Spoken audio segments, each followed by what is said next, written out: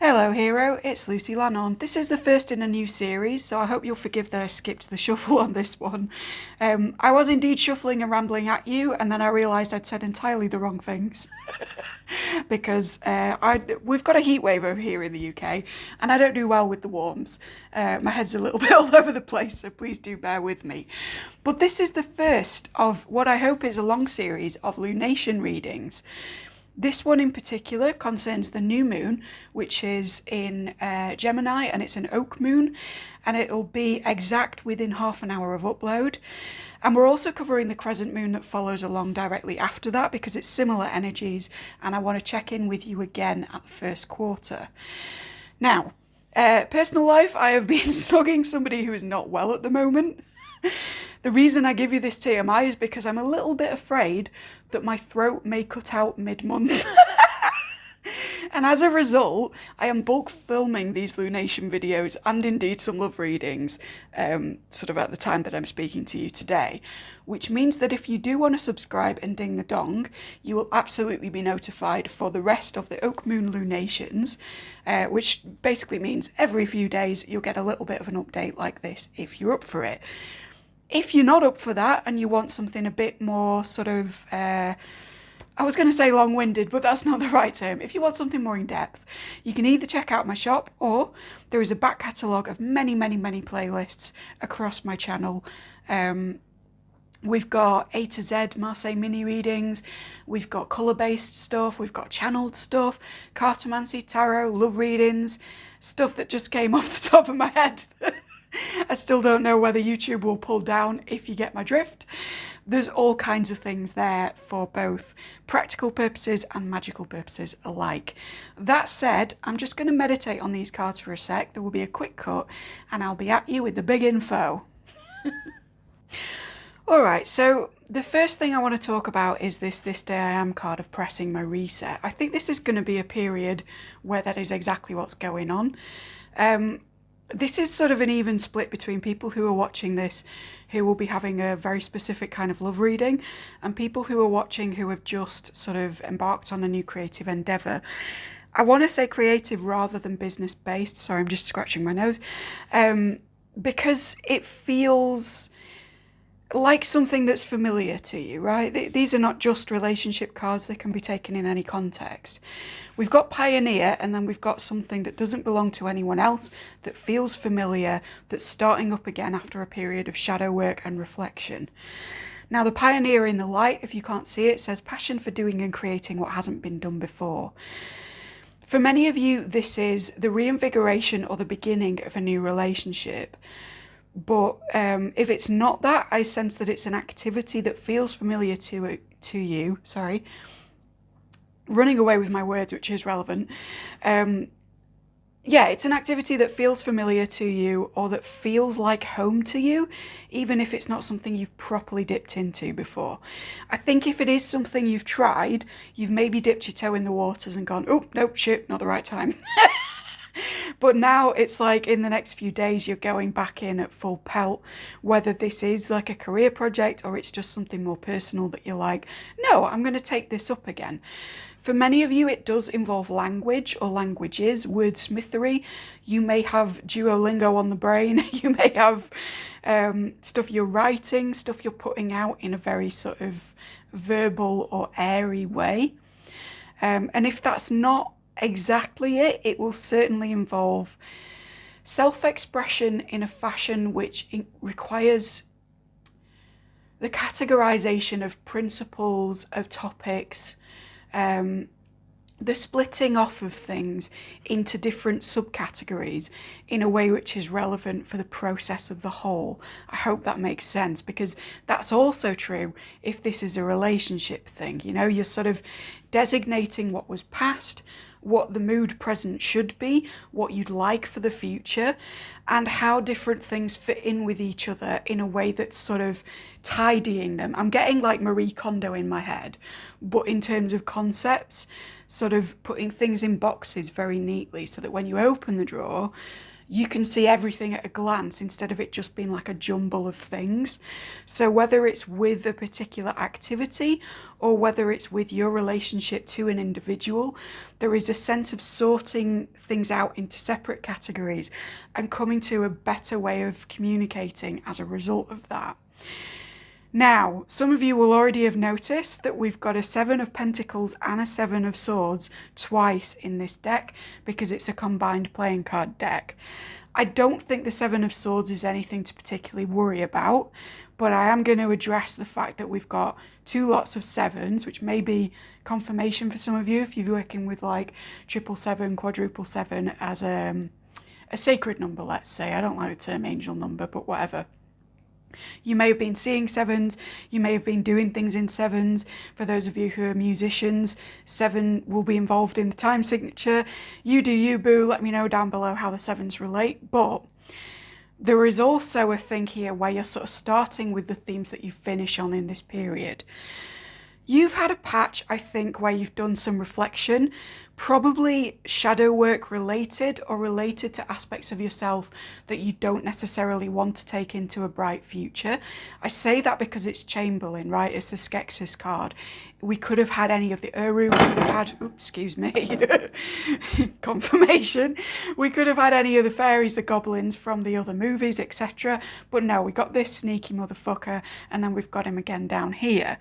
And I think that speaks to sorting out your own stuff in terms of the sneaky little habits that come in that keep you from doing what is either your soul's purpose or your highest good, in the sense of it making you happier, in the sense of it being productive, in making your enthusiasm contagious to other people, and therefore improving your kind of role as a crew member on this ship we call life. That might be a big metaphor, but you get where I'm going, right? And then the 7 of Swords is kind of, in one instance, there seems to be a theme here of protecting this project, this relationship, a link with a certain individual from the scrutiny of others, from copycats, from people who want to kind of weigh in on the situation before it's really organised, before this little period is complete. And there's certainly advice to keep forward with that, to wear your armour, to kind of maybe even lead people in your life astray a little bit about what's going on, in a nice way, in a polite way. We may be tricksters, but we're also kind. Just, you know, little white lies here and there, or little omissions, to make sure that we're cultivating the things that we know to be our passion project or our core relationship, kind of until you know what's what with it. And I think that that's a suitable response to this period where you've had some reflection by yourself and come to conclusions which aren't easily translated or simplified to other people. There's something about 7s that is kind of swift, complex. It's a very ceremonially magical number. It's sort of it's Jupiterian, but it's also like full of things. It's a bit chaotic. I think you understand where you've come from with this, your history with it, your experience with it if it's a new venture. And I think trying to explain that to anybody else, or to justify that you're doing it, that you're getting involved, would be a little bit of a waste of your time at this point. And when I think of 7s, I do think of the Chariot, and therefore time management, control, again, subcategorization with this Queen of Swords. So it's like, yeah, we're protecting this from people, but not in a way that sort of demonizes them or indeed us. It's just like, let's keep this separate in a different drawer from the other modes of our life at the moment, in order that we can fully go into it. With the 7 coming up again sort of towards the end of the reading, towards the end of the period, once we're in the crescent moon kind of waiting for the first quarter, I think there may come a point where you're going pretty well with this 10. Things are progressing to a larger picture. Legacy is involved. For some of you, again, partnership is involved because we've got Jen and Kira. What a lovely couple. And Fizzgig as well. But there's kind of a sense of success with whatever this has been, that's immediately followed by a bit of a backlash from your subconscious, a bit of a return of some of the shadowy thinking. Maybe that's a self-concept thing. I'd do a reading on that if you're interested. Maybe it's just like you don't want to fall back into old habits because the initial stages of this are progressing well. And when we're at these 2 phases of the moon, we are talking about initiating, bringing about things that are very delicate, things that are still in infancy. So again, there is this theme of protection. We see Sarah and Toby, right? I don't know what he's called Toby in the movie, but I do think of Toby Froud, so apologies if not. But then with the pentacles coming in again, but with the kind of disguised Goblin King, it's almost like we're going back to the mode of reflection now that we've achieved a little bit more, now that we've actually got some of the material, practical stuff done with this. We've had the relevant conversations, we've put the creative stuff out there, and we're going into a bit of a sort of... we're going into more kingly energy because he is a king, even if he's a Goblin King.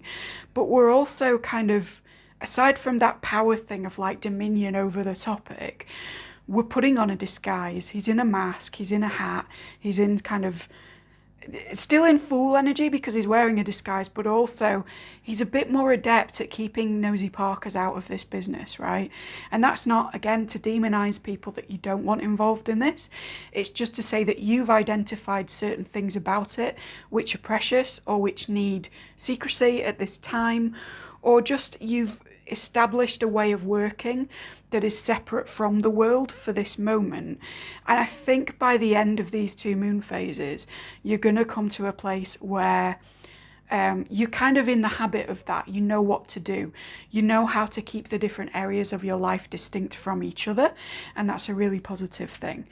All in all, I think it's going to be a really good period for you. I don't think there's any need to worry because we have a lot of Skeksis things. I think this 4 means that if you do require rest, perhaps for those of you who are partnered up or who have a best friend that you can chill out with, that's indicated by these 2 being together. It's almost like a 4 of Swords and a 2 of Cups happening at the same time. So if you're resting, rest in collaboration. Maybe even listen to other people collaborating, you know, podcasts, things about movies, etc. But just know that you are going to feel rejuvenated. You are going to feel in charge of things because the 2 4s as well. And the period of reflection and rebooting that you've just been through is absolutely worth it. It's just that you kind of can't get to the next stage of what to do with it until you've put some of yourself out there in some form. If you would like to be updated on the next of these readings, as I say, please do subscribe and ding the dong. Any feedback is appreciated in the comments. If you want something more in depth with me, shop link is down below, but also there are hundreds of things in a playlist on my channel, cartomancy, tarot, everything. Do stick around and let me know what you reckon.